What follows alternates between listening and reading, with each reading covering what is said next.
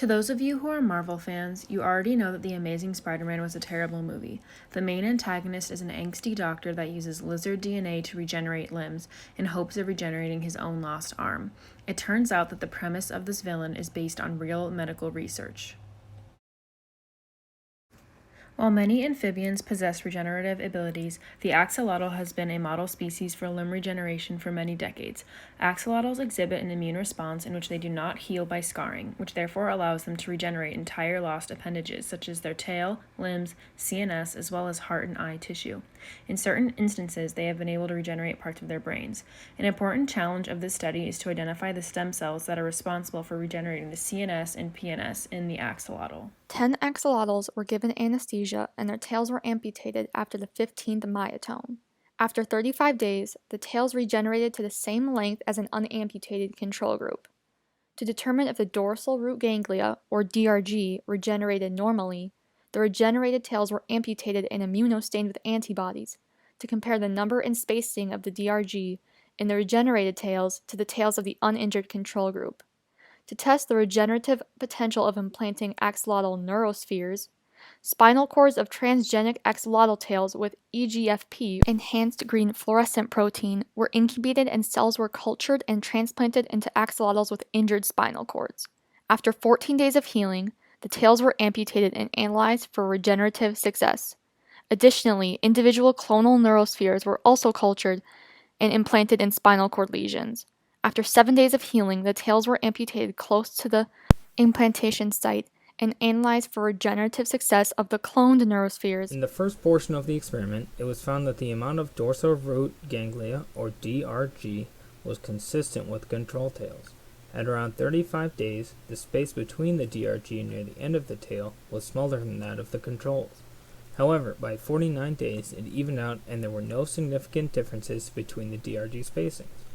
When measuring the regenerative properties with non-clonal neurospheres, the inserted GFP-positive neurospheres were found throughout the regenerated tail in all test subjects.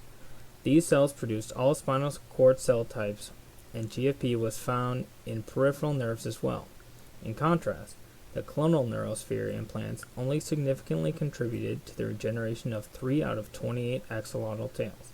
In those that were successful, all spinal cord cell types were still found. The injured spinal cord of the axolotl after implantation of neurospheres showed good integration of the neurospheres with present radial glial cells that are used for nervous system development. There was success with spacing of the PNS, which is a unique feature to axolotl regeneration. This may be because of a high expression of embryonic signaling factors that help with regeneration. It was also observed that Schwann cells and dorsal root ganglia can be created by cells associated with spinal cord regeneration in axolotls.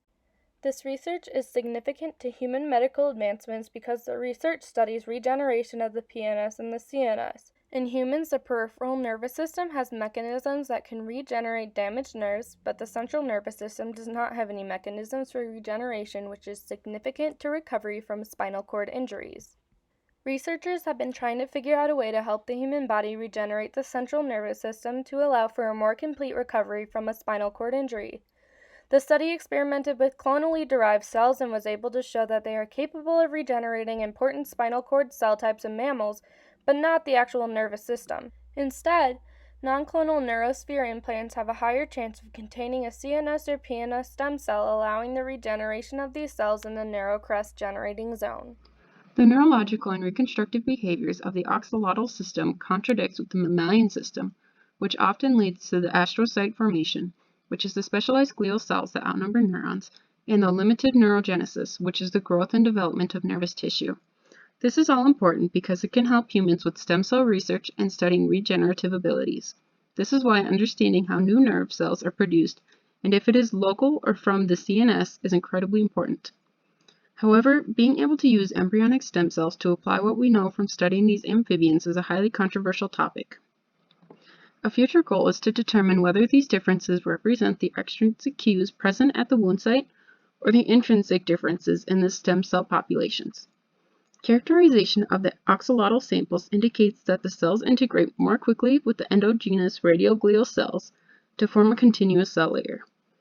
The wound healing process is still a mystery today and would be a great question for future investigations.